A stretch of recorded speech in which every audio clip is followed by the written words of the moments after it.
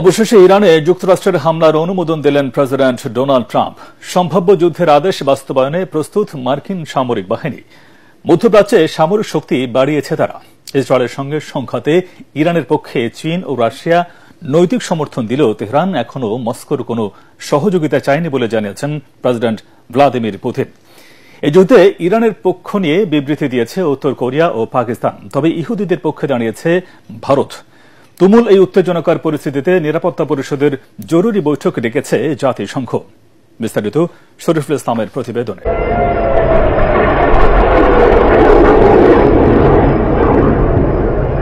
ইরানের সাথে তুমুল লড়াইয়ের এ পর্যায়ে ইসরায়েলে হাইপারসনিক ক্ষেপণাস্ত্র ছুড়ছে ইরানের বিপ্লবী গার্ডের অ্যারোস্পেস ফোর্স, যা সরাসরি আঘাত হানছে ইসরায়েলের বেসামরিক এলাকাগুলোতে।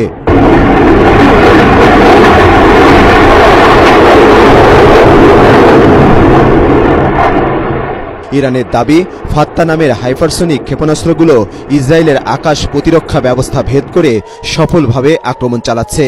ইসরায়েলি বাহিনীর আগ্রাসনের জবাবে শেজেল 2 নামের দীর্ঘপাল্লার কঠিন জ্বালানির ব্যালিস্টিক ক্ষেপণাস্ত্র ছুড়ছে ইরান।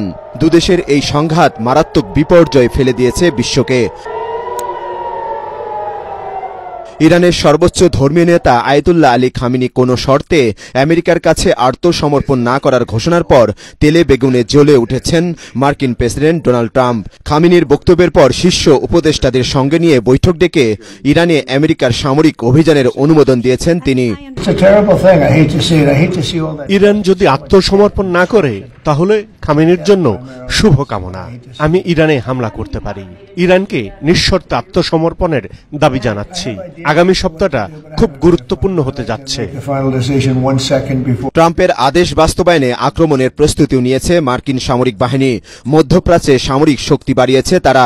নৌবাহিনীর তৃতীয় একটি ডেস্ট্রয়ার ঢুকেছে পূর্ব ভূমধ্য সাগরে। আরও একটি এয়ারক্রাফট ক্যারিয়ার স্ট্রাইক গ্রুপ পাঠানো হচ্ছে আরব সাগরে। ইসরায়েলের পাশে থাকার জন্য ট্রাম্পকে ধন্যবাদ জানিয়েছেন প্রধানমন্ত্রী নেতানিয়াহু। আমি প্রেসিডেন্ট ট্রাম্পকে ধন্যবাদ জানাচ্ছি। তিনি ইসরায়েলের একজন মহান বন্ধু। আমাদের ইসরায়েলের আকাশ রক্ষায় সহায়তা করবে যুক্তরাষ্ট্র। আমেরিকা ইরানে হামলার ঘোষণায় বিভক্ত হয়ে পড়ছে বিশ্বের পরাশক্তিগুলো। ইসরায়েলের আক্রমণ থেকে নিজ দেশের নাগরিকদের বাঁচানোর কথা বলে তেহরানে অপারেশন সিন্ধু শুরুর ঘোষণা দিয়েছে ভারত।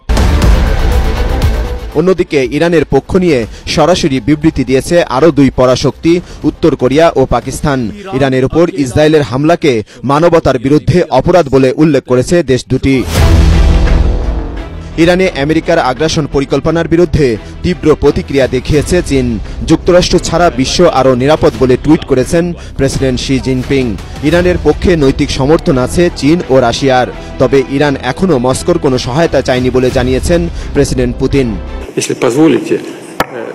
ইরানি বন্ধুরা এখনো আমাদের কাছে কোনো সহযোগিতা চায়নি, তবে রাশিয়া কারো ওপর কোনো কিছু চাপিয়ে দিচ্ছে না।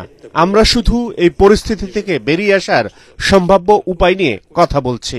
মধ্যপ্রাচ্যে আঞ্চলিক 2 শত্রু দেশের মধ্যে সামরিক উত্তেজনায় উদ্বিগ্ন জাতিসংঘ মহাসচিব।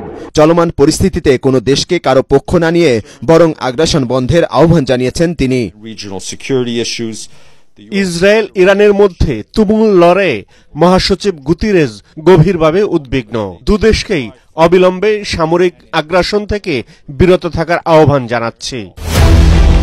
ইরান তার অবস্থান থেকে না সরলে তেহরানে মার্কিন সামরিক হামলা আসন্ন। আর আমেরিকা এই যুদ্ধ জড়িয়ে পড়লে বসে থাকবে না চীন এবং রাশিয়াও। ফলে নিশ্চিত এক মহা বিপর্যয়ের দিকে এগোচ্ছে বিশ্ব। শরীফুল ইসলাম, এটিএন বাংলা।